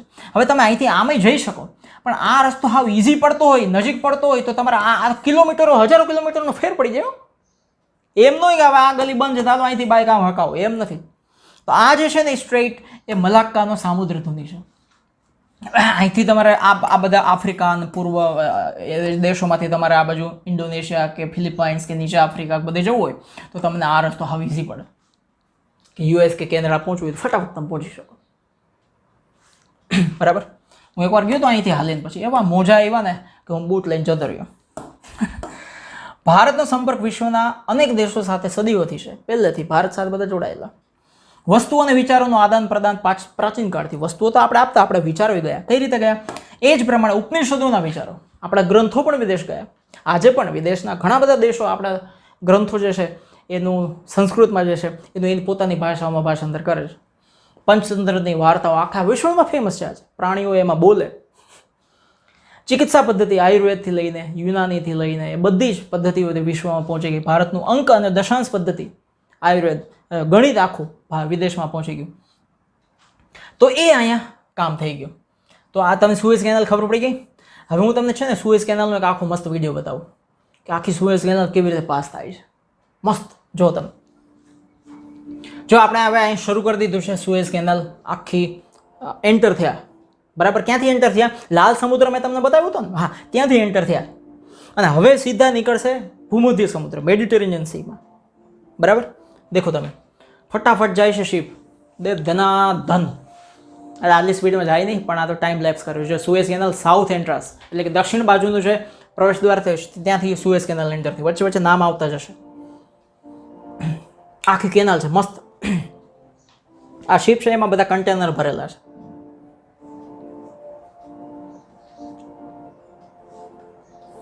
આ 16 કલાકનો રન છે એ હું હમણાં તમને 1-2 મિનિટમાં જો. આ લિટલ બિટર લેક આવ્યું, નાનું એક બિટર લેક, આખું લેક આવી ગયું, તળાવ જેવું આવી ગયું વચ્ચે, એનું નામ આપ્યું છે લિટલ બિટર લેક, કડવું તળાવ.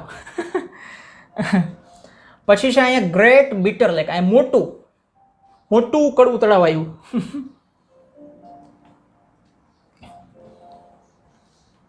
જો કેટલા બધા શિપ્સ છે જોયા તમે, હા ઢગલાબંધ છે શિપ્સ. પછી આ south bound ship at the opposite lane, અહીંથી જો બીજા શિપ આવે છે, આ લેનમાં તમારે જવાનું, સામેથી બીજી લેનમાં બીજા શિપ આવે ને ભટકાઈને. હમણાં જ થયું હતું ને સુએઝ કેનાલમાં એક જગ્યાએ આખું જહાજ જ આડું થઈ ગયું, ફસાઈ ગયું જાપાનનું, તો કેટલા દિવસો સુધી બધા લટકી રહ્યા. પછી છે આ ઇસ્માઇલિયા પાયલોટ એક્સચેન્જ, અહીંથી પાયલોટ જે આ શિપના છે એ એક્સચેન્જ થઈ શકે એ પોર્ટ છે.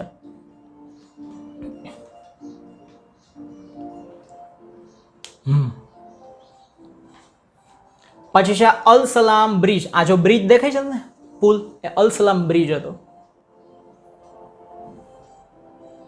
અને ઇજિપ્ત અત્યારે એ પણ વિચારે છે કે આ કેનાલને હજુ થોડીક પહોળી કરીએ અને હજુ થોડીક ઊંડી કરીએ, એવું વિચારે છે ઇજિપ્ત. ઇજિપ્ત દેશ છે, જાય છે ને તે ધનાધન, મજા આવે બેહવાની. કારણ કે બમ તો આવે નહીં, હૃદય આવે નહીં, ગાયું બાયું કોઈ આડું ના આવે, ખાલી શીપ જ આવે.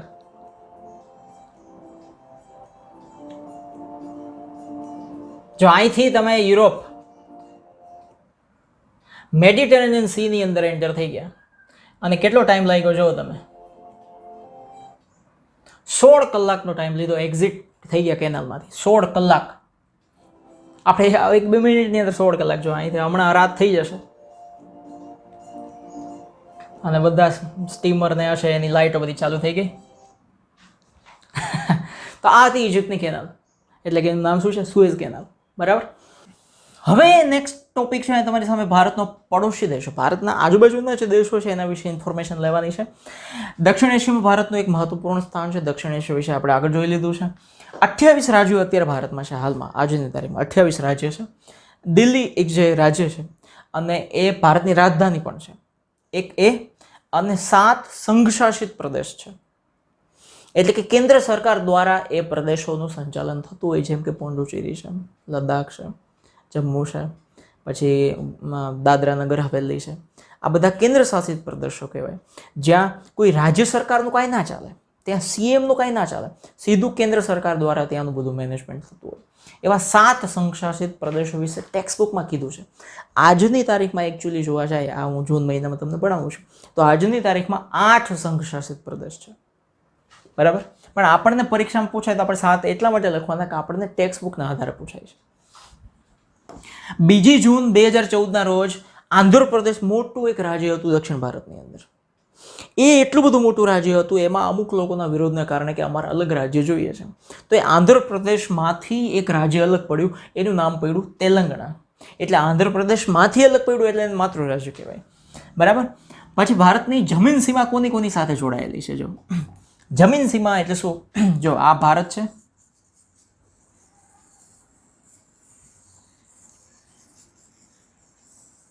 આ ભારત. હવે એમાં ઉત્તર પશ્ચિમ, આ ઉત્તર અને આ પશ્ચિમ. ઉત્તર પશ્ચિમમાં કોણ છે? તો કે અહીંયા પાકિસ્તાન છે અને અહીંયા અફઘાનિસ્તાન છે, એની પાતળી બોર્ડર છે.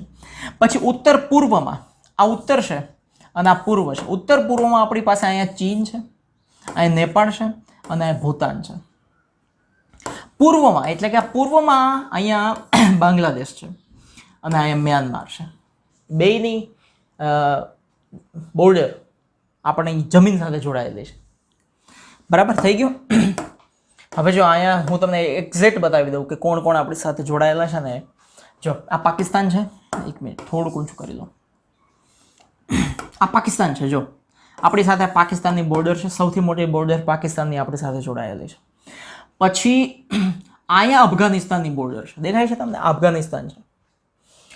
પછી આ પૂર્વ અને પશ્ચિમ, પૂર્વ પશ્ચિમની અંદર ઉત્તર પશ્ચિમની અંદર આ પાકિસ્તાન અને અફઘાનિસ્તાન થઈ ગયા. હવે છે આ ઉત્તર અને પૂર્વમાં, તો જો આ ચીનની બોર્ડર છે આખી, અહીંયા જો કે હિમાલય છે વચ્ચે, સીધી બોર્ડર મળતી નથી, વચ્ચે હિમાલય આવી જાય છે.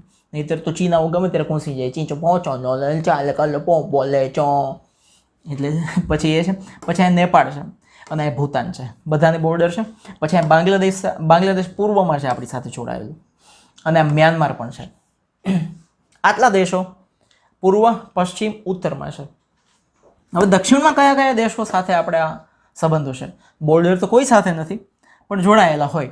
જેમ કે અહીંયા શ્રીલંકા છે, તો એની બોર્ડર આપણી બોર્ડરને ટચ નથી થતી, વચ્ચે દરિયો આવી જાય છે. પછી અહીંયા માલદીવ્સ, આ પણ એક દેશોનો સમૂહ છે, એ પણ આપણી બોર્ડરને કોઈ ટચ નથી કરતું. બરાબર. જો ભારતની દક્ષિણ દિશામાં સમુદ્ર કિનારે આપણા પડોશી દેશો શ્રીલંકા, આર્યું, માલદીવ્સ અહીંયા છે. ઓકે. ભારત અને શ્રીલંકા, આ ભારત અને શ્રીલંકા એ શેનાથી જોડાયેલા છે? તો કે પાલ્કની સામુદ્ર ધુની. સામુદ્ર ધુની વિશે મેં તમને આગળ સમજાવ્યું હતું, મલાક્કાની સામુદ્ર ધુની, ખબર છે ને?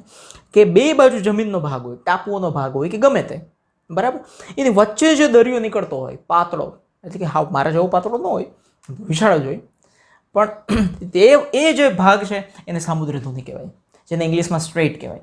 ભારત અને શ્રીલંકા અલગ શેનાથી પડે છે? પાલ્કની સામુદ્ર ધુનીથી અને મન્નારના અખાતથી. આ મન્નારનો અખાત પણ આવે અને પાલ્કની સામુદ્ર ધુની પણ આવે. એનાથી ભારત અને શ્રીલંકા અલગ પડે છે. એ હું તમને બતાવું છું મેપની અંદર. આ ભારત છે ને, આ શ્રીલંકા છે, બરાબર. એમાં આ જે લાઈન છે ને, આ લાઈન જોઈ તમે, એ છે પાલ્ક સ્ટ્રેટ અને ગલ્ફ ઓફ મન્નાર. આ ગલ્ફ ઓફ મન્નાર છે, એટલે કે મન્નારનો અખાત છે ને કહેવાય. અને પાલ્ક સ્ટ્રેટ એટલે સામુદ્ર ધુની, પાલ્કની સામુદ્ર ધુની, એનાથી શ્રીલંકા અને ઇન્ડિયા બે અલગ પડે છે. બરાબર. અહીંયા જો લખ્યું છે ગલ્ફ ઓફ મન્નાર છે. અહીંયા પછી નાના નાના ઘણા બધા આઈલેન્ડ પણ હોય છે, એટલે કે ટાપુ હોય છે. અને અહીંયા જ્યાંથી અલગ પડે છે આખું, ત્યાં રામેશ્વરમ નામનો એક ટાપુ છે, જે ભારતનો ટાપુ છે, જે અબ્દુલ કલામ સાહેબનો જન્મ થયેલો. આ મેપમાં સીધે સીધું ના દેખાતું હોય, પણ આપણે ત્યાં જાય તો ખબર પડે કે મોટા મોટા ટાપુ હોય, દરિયો કેટલો હોય. જશું આપણે એકવાર. અરબ સાગરમાં લક્ષદ્વીપ ટાપુ આવેલા છે. જો આ અરબ સાગર, એમાં આ બધા લક્ષદ્વીપના ટાપુઓ છે, જે ભારતના છે, આપણા પોતાના છે. અને બંગાળની ખાડીમાં અંદમાન નિકોબારના ટાપુ છે. આ બંગાળની ખાડી છે, આ બંગાળનો દરિયો છે આખો. ખાડી એટલે કે નાનો ખાડો ન હોય, દરિયો છે. ત્યાં અંદમાન નિકોબારના ટાપુઓ છે, એ પણ બધા ભારતના છે. હા, હવે એક પોઈન્ટ એ છે કે ભારતનો દક્ષિણતમ છેડો, એટલે કે ભારતનો સૌથી દક્ષિણમાં, એટલે કે નીચે આવતો એક છેડો, જેનું નામ હતું ઇન્દિરા પોઈન્ટ. પણ અત્યારે એ છે નહીં, તો ક્યાં ગયો? ક્યાં આવ્યો? હા સાહેબ, ઇન્દિરા પોઈન્ટ ક્યાં ગયો? ઇન્દિરા પોઈન્ટ 2004માં આ બાજુથી આખું સુનામી આવેલું, જબરદસ્ત સુનામી આવેલું. ત્યારે કદાચ તમારો જન્મ નહીં હોય. ત્યારે એ સુનામીમાં આ જે ઇન્દિરા પોઈન્ટ નામનો આખો ટાપુ હતો, એ ટાપુ આખો જળમગ્ન, એટલે કે સમાધિ લઈ લીધી, એટલે કે એના ઉપર પાણી ફરી વળ્યું. એની સાથે એ ખાલી ઇન્દિરા પોઈન્ટ જ ડૂબી ગયું એટલું નથી, અંદમાન નિકોબારના અહીંયા જેટલા ટાપુઓ છે એમાંથી કેટલાક ટાપુઓ પણ એ સમયે સમુદ્રમાં ડૂબી ગયા. બહુ કોશિશ કરી ખેંચવાની, એ બધા ટાપુઓને આપણે ખેંચી રાખી, ના ડૂબે, ડૂબી ગયા. બરાબર, ખ્યાલ આવી ગયો ને? હવે પોઈન્ટ છે એ છે ભૂસ્તરીય રચના ભારતની. ભારતના વર્તમાન ભૂપૃષ્ઠનું સ્વરૂપ, એટલે કે અત્યારની જે ભારતની જમીન છે એનું સ્વરૂપ જે છે એ કોનું પરિણામ છે? બે વસ્તુનું પરિણામ છે. શેના કારણે પરિણામ? એટલે શું? આજની ભારતની જે જમીન છે એની પાછળના કયા બે કારણો છે જેથી કરીને આજની ભારતની જમીન છે? આપણે કહીએ ને આજે હું જે કંઈ પણ છું એ આને લીધે છું, આને લીધે છું, આને લીધે છું. તો ભારતની આજની જે જમીન છે એ શેના લીધે છે? બે વસ્તુ છે. એક, ભૂસંચલન પ્રક્રિયા, એટલે કે જમીનની અંદર જે સતત પ્રક્રિયાઓ થતી હોય, અલગ અલગ પ્રોસેસ થતી હોય, ઉછળકૂદ થતી હોય. આપણા પેટમાં કેમ ગુડું ગુડું અમુક એવું ખાઈ લઈએ તો ડકાર આવે, ઝાડા થઈ જાય, એ પ્રક્રિયા જમીનની અંદર પ્રક્રિયા થાય છે, એના કારણે આજે ભારતની જમીન જેવી છે એવી છે. અને બીજું બાહ્ય હલનચલન, પૃથ્વી ઉપરની જે હલનચલન થતી હોય એના કારણે. આ બે, હવે એના વિશે થોડું ડિટેલમાં ભણશું. આ બંને પરિબળો વિનાશક છે, એટલે કે એમાંથી ભૂકંપ આવે, સુનામી જેવું આવે, વાવાઝોડા આવી જાય. વાવાઝોડા છે એ જમીનની અંદર નથી થતા, જો એ જમીનની બાહ્ય છે, અને એના લીધે ઘણું બધું ફેરફાર થઈ જાય અને રચનાત્મક અસર થાય. પર્વતો આખે આખા બની જાય અને ક્યાંક આખે આખો સમુદ્ર બની જાય. વિનાશક અસર અને રચનાત્મક એટલે કે ક્રિએટિવ અસર, બે અસર છે. હવે પ્રશ્ન તમને એવું પૂછાઈ શકે કે પૃથ્વીની રચના વિશે વિસ્તૃત માહિતી આપો. જો આ માહિતી જાણવા જેવી છે અને ખૂબ જ રોચક છે, એટલે કે બહુ જ મહત્વની છે, મજા આવે એવી છે. જો સૌથી પહેલાં આ તમને ના સમજાય ને એવો પોઈન્ટ છે, પણ હું તમને એવું આસાનીથી સમજાવું કે જો તમે પૃથ્વીનો પોપડો એટલે કે પૃથ્વીનો ગોળો, એની નીચે રહેલા એ પૃથ્વીનો પોપડો જે છે ને, પહેલાં સમજી લો પૃથ્વીનો પોપડો તરી રહ્યો છે. હવે તમને પ્રશ્ન થાય શેના ઉપર તરે છે? તો એસ્થેનોસ્ફિયર નામના અર્ધદ્રવિત ખડકો એટલે કે પથ્થરો નીચે પૃથ્વીના પોપડાની ગોળાની નીચે, એટલે કે આ પૃથ્વી આપણે જમીન જે છે ને ખોદીને તો નીચે અર્ધદ્રવિત એટલે શું? તો કે અડધા દ્રવિત એટલે કે દ્રાવ્ય હોય અને અડધા મજબૂત હોય. એ કેવા પથ્થરો? તો કે એસ્થેનોસ્ફિયર પથ્થરો કેવા હોય કે ઉપરથી ઠોસ હોય, મજબૂત હોય, કડક મજબૂતી એવી, ઠસોઠસ ટકે વર્ષો વર્ષ, મારા કોઈના ટકામાં તો ફૂટે એનો ટકો નીકળે ઉપરથી લોહી, એવા મજબૂત પથ્થરો. પણ એ પથ્થરોનો નીચેનો ભાગ હોય ને એ દ્રવિત લખ્યું છે ને, એનો મતલબ એકદમ સોફ્ટ પથ્થર હોય, એકદમ સોફ્ટ. એને કહેવાય અર્ધદ્રવિત પથ્થરો. એવા અર્ધદ્રવિત પથ્થરો જેનું નામ છે એસ્થેનોસ્ફિયર, એના ઉપર પૃથ્વીનો આખો પોપડો તરે છે. પૃથ્વીના પેટાળમાં એટલે કે પૃથ્વીની અંદર કિરણોત્સર્ગી પ્રક્રિયા થાય, જેને ઇંગ્લિશમાં કહેવાય રેડિયો એક્ટિવ પ્રોસેસ. કિરણોત્સર્ગી પ્રક્રિયા થાય એ એવા કિરણો, ઘણી બધી જાતના કિરણો નીકળે. એમાંથી આ જે કિરણો છે ને એ કિરણો એવા છે કે જેને લીધે પૃથ્વીના પેટાળમાં ગરમી ઉત્પન્ન થાય છે, એટલે કે ગરમી થાય છે, હીટ થાય છે, પૃથ્વી અંદરથી ગરમ થાય છે. પૃથ્વી અંદરથી ગરમ શું કામ થાય છે? તો કે અંદર કિરણોત્સર્ગી પ્રક્રિયા થાય છે, એક પ્રકારના ગરમ કિરણો છૂટે છે. હવે એ કિરણો જે ગરમ છૂટે છે એ કઈ બાજુ જાય છે? તો કે એ જે કિરણો છે દ્રવિત ખડકોમાં, આ એસ્થેનોસ્ફિયર નામના પથ્થરોની અંદર જે કિરણો છૂટે છે એ કિરણો સંવહનિક તરંગો આગળ ધકેલાતા, સંવહનિક તરંગો એટલે કે આગળ ધકેલાતા ક્યાં જાય છે? તો કે ભૂસપાટી ઉપર, એટલે કે જમીનના ઉપરના ભાગ ઉપર જાય છે, ઉપરની તરફ જાય છે. ઉપરની તરફ જવાનો પ્રયત્ન કરે એટલે ધારો કે આ પૃથ્વીનો ગોળો છે, અહીંયા સપાટી છે, અહીંયા પથ્થર બધું છે, એમાં કિરણો જે ઉત્પન્ન થાય છે એ કિરણો ધીમે ધીમે ઉપરની તરફ આવે. હવે અહીંયા પહોંચી ગયા સપાટી સુધી. હવે સપાટી સુધી પહોંચે એટલે શું થાય? પાછા વળી જાય, ઓકે અહીંયા કાંઈ નથી, હાલો ઘર ભેગા થાવ, હાલો ના. હવે ત્યાં ઉપર જાય પછી શું થાય? જો આ લખ્યું છે ને, હા ઉપર, પછી ભૂકવચ એટલે કે આ સપાટીને ભૂકવચ કહેવાય પૃથ્વીની. ત્યાં ઉદ્ભવતા તરંગો દ્વારા ઉપરનું પડ, એની તરફ જે ઉપર તરંગો આવે છે, કિરણો આવે છે, એ આવે પછી એ ઉપરનું જે પડ છે જમીનનું એને ફાડી નાખે. સીધી વાત થઈ ગઈ, તોડી નાખે આખું. અને જેવું આ તૂટી જાય પડ એટલે આ એક પડ આ બાજુ આવી જાય, એક પડ આ બાજુ આવી જાય, એટલે કે પૃથ્વીની સપાટી વિભાજિત થઈ જાય, અલગ અલગ ટુકડાઓમાં વહેંચાઈ જાય. સીધી વાત છે. અંદરથી ગરમ કિરણો આવે, આપણે દૂધ ઉકળવા મૂક્યું હોય, અંદરથી ગરમ કિરણો આવે, એ બધું ઉપરનું બધું ફાડી નાખે. કંઈક ઢાંકવું હોય તો એને ઉછાળી નાખે. કુકરમાં વધારે ગરમ થઈ ગયું તો કુકર આખું નથી ફાટી જતું, એવું થાય. હવે આ જે વિભાજિત થઈ ગયા ટુકડાઓ, એ વિભાજિત પૃથ્વીના અલગ અલગ પડી ગયેલા પૃથ્વીના ટુકડાઓ શેના લીધે અલગ અલગ પડ્યા? તો કે અંદર જે અર્ધદ્રવિત ખડકો છે એમાં કિરણોત્સર્ગી પ્રક્રિયા થઈ, એના લીધે એના જે ગરમ કિરણો ઉપર આવ્યા, એ ગરમ કિરણો ઉપર આવ્યા, એને પૃથ્વીના પડને ફાડી નાખ્યું અને અલગ અલગ ટુકડાઓમાં વહેંચી દીધું. એ ટુકડાઓને કહેવાય મૃદાવર્ણીય પ્લેટ, અથવા એનું બીજું નામ છે લિથોસ્ફેરિક પ્લેટ. પ્લેટ એટલે પેલી ખાવાનું નહીં, નાખો રસગુલ્લા, નાખો ગુલાબ, નાખો પુલાવ, ના, એ પ્લેટ જ આખું મોટું પડ. ખબર પડી ગઈ? તમને પૂછે મૃદાવર્ણીય પ્લેટ કોને કહેવાય, લિથોસ્ફેરિક પ્લેટ કોને કહેવાય, લખો તો આ. અર્ધદ્રવિત ખડકો ઉપર પૃથ્વીનો પોપડો તરે છે, એમાં કિરણોત્સર્ગી પ્રક્રિયાને લીધે ગરમી ઉત્પન્ન થાય છે, એ તરંગો ભૂસપાટી ઉપર આવે છે, ભૂસપાટી ઉપર આવે એટલે ઉપરનું પડ ફાડી નાખે છે અને ટુકડાઓમાં વિભાજિત કરી દે છે, એને કહેવાય મૃદાવરણીય પ્લેટ. હાવ થઈ ગયું ઇઝી. ખાઓ, જલસા કરો, મોજ કરો. હવે એવી કેટલી પ્લેટો બની ખબર તમને? 7 પ્લેટ બની. પેસિફિક, ઉત્તર અમેરિકન, દક્ષિણ American, Eurasian, African, Indo Australian અને એન્ટાર્કટિક. આ 7 પ્લેટોમાં પૃથ્વીનો પોપડો વેચાઈ ગયો. 7 ભાઈમાં ભાગ પાડી દીધા બાપાએ.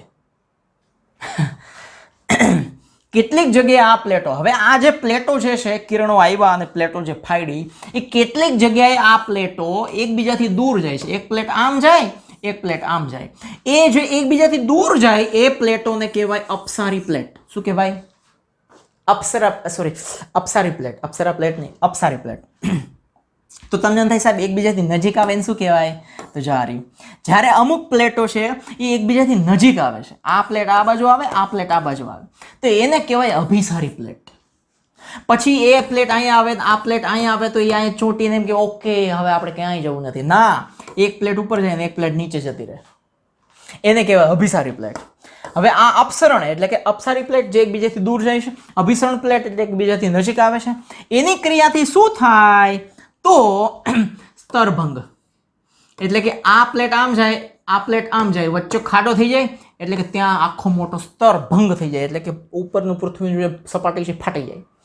અને ગેડીકરણ ક્યારે થાય? જ્યારે પ્લેટ નજીક આવે. આ પ્લેટ આમ આવે, આ પ્લેટ આમ આવે, તો આ પ્લેટ કાં તો ઉપર ચડશે કાં તો આ પ્લેટ ઉપર ચડશે, એક પ્લેટ નીચે જશે, તો ત્યાં ગેડીકરણ થાય. એટલે કે આખો પર્વતીય વિસ્તાર થઈ જાય, આખો પર્વત બની જાય. કારણ કે બે પ્લેટો ભટકાય ને આમાં આખો પર્વત થઈ જાય. હમણાં તમને વિડીયોમાં બતાવીશ, જોરદાર.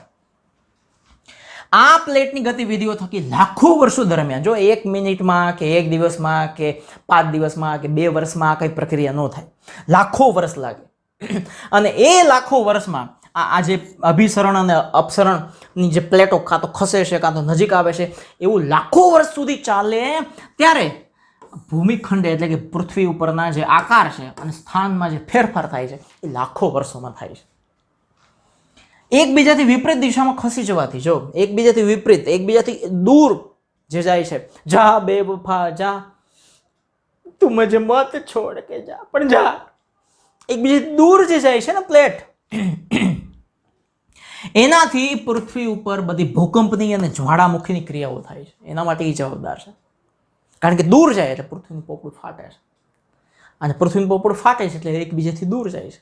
જ્વાળામુખી ફાટે, લાવા ફાટે, ગરમા ગરમ 2 કિલોમીટર છેટા હોય ને તો સળગાવી નાખે, હેવી ગરમી હોય, કાં તો ભૂકંપ થાય.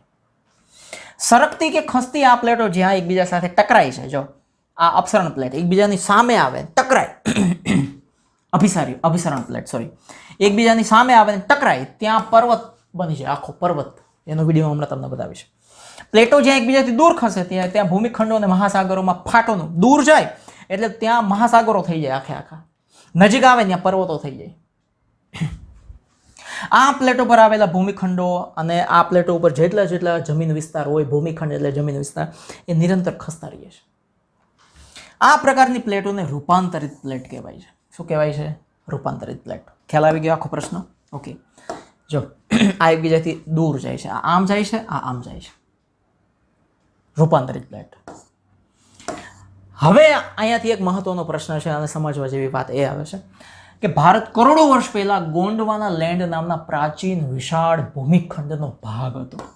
શેનો ભાગ હતો? ભારત વિશાળ ગોંડવાના લેન્ડ નામના વિશાળ ભૂમિખંડનો ભાગ હતો. જો આ આખી જે જમીન છે ને ભાગ, એ ગોંડવાના લેન્ડ છે. આ કરોડો વર્ષો પહેલાની વાત છે.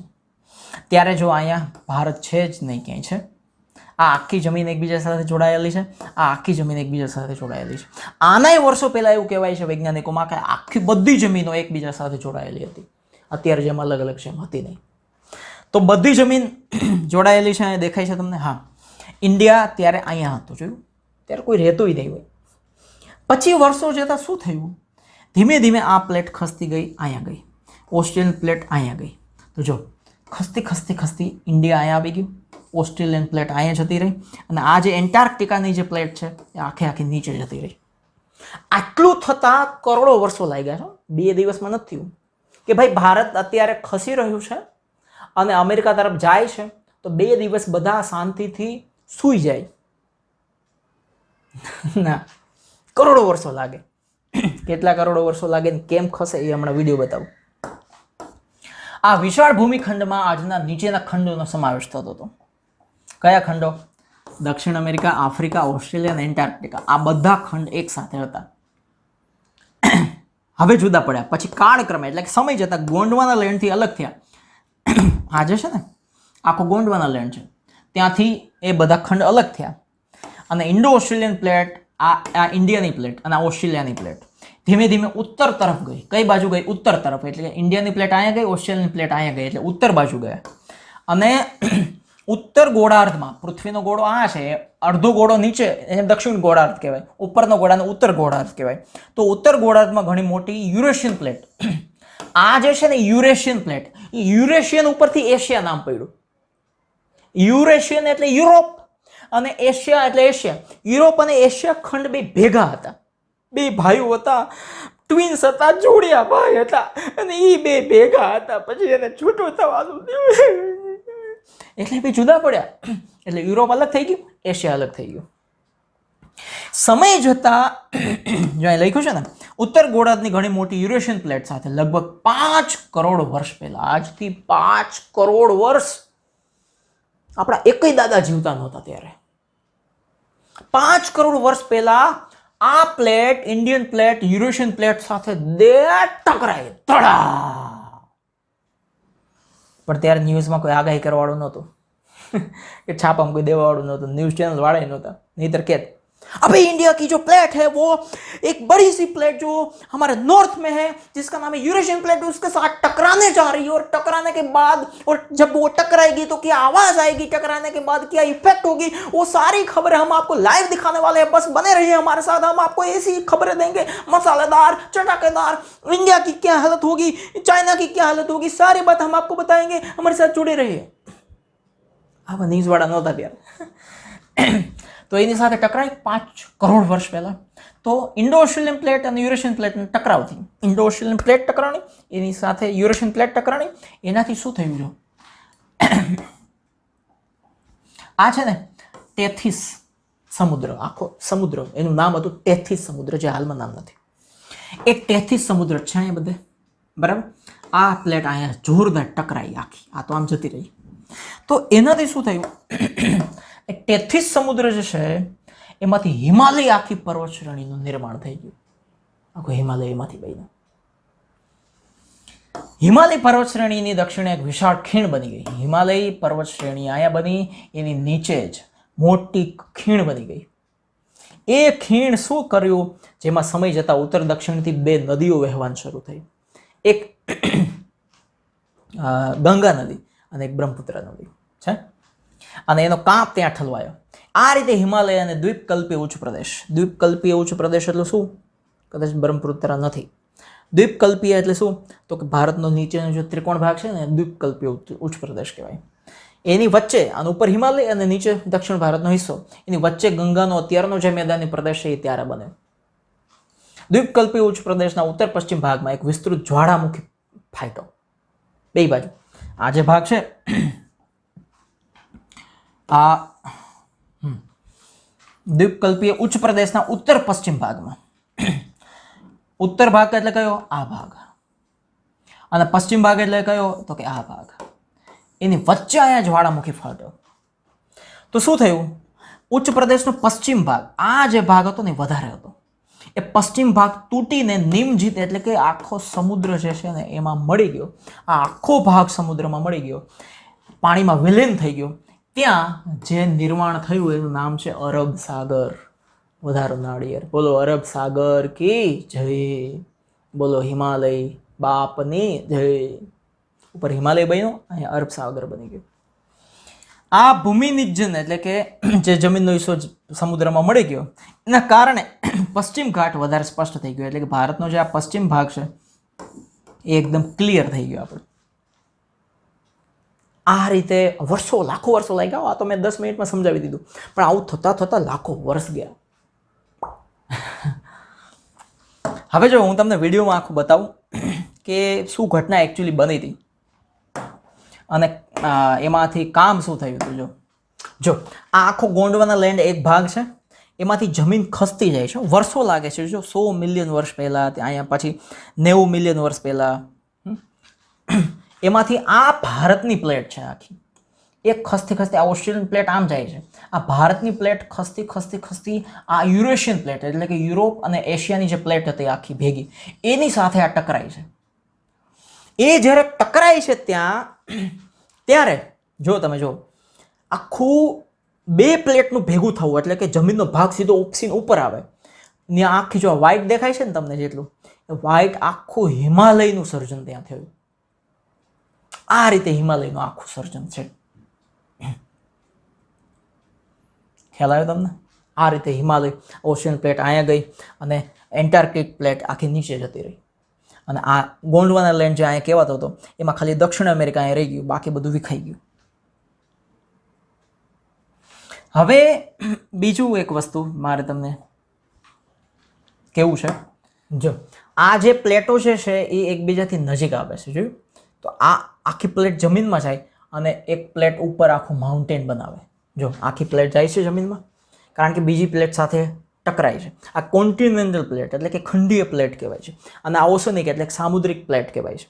એ આખી જમીનમાં ભળી જાય છે અને એ આખો જમીનનો હિસ્સો જે નજીક આવે છે, જોજો તમે આ આખો સમુદ્ર નીચે, તેથી સમુદ્રની જે વાત છે ને એ આખો નીચે જતો રહીએ અને બે જમીનનો ભાગ, આ બાજુનો પ્લેટ અને આ બાજુની પ્લેટ, એ બે આખી ટકરાય છે. જ્યારે ટકરાય ત્યારે એ ફોલ્ડ કરે એટલે જમીનને વાળી દે અને ઉપરનો ફોલ્ટ ભાગ જે ઊંચો થઈ જાય છે એ આખી પર્વતોની હારમાળા થઈ જાય છે. કઈ માળા? હારમાળા. આવી રીતે પર્વતો બને.